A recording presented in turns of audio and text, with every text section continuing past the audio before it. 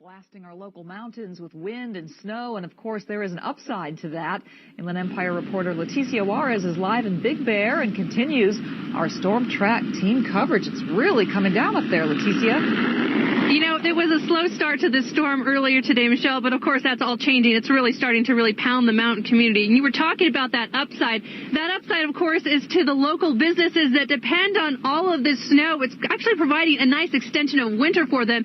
The only downside, though, is, of course, the roadways. I just want to let you take a look at the roadways right here.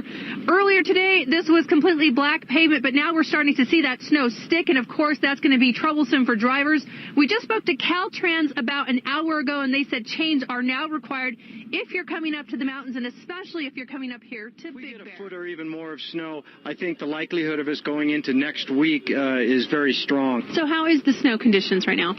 Well, it's a little bit cold. You got to wear goggles, and that's about it. I mean, it's fun. The snow is great. That's right. Winter, at least in the mountains. An entire garage erupts into an inferno. Flames shoot 20 feet high, even as firefighters scrambled to douse the blaze. I started calling my daughter and my wife, called 911. Dan Pinedo lives a few houses down and shot this video of the fire, but not before he tried to put out the flames with a garden hose. I tried to suppress it, and I thought that I could suppress it, but the fire just took off.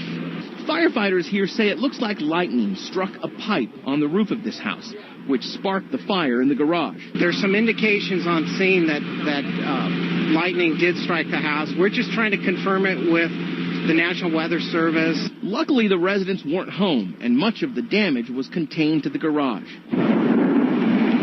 The thunder and lightning that came with this morning's have been hit by lightning strikes this afternoon. However, none of those flights had to declare any kind of damage or any emergency landings, rather, and we have had no reports of any significant damage on any of the aircraft.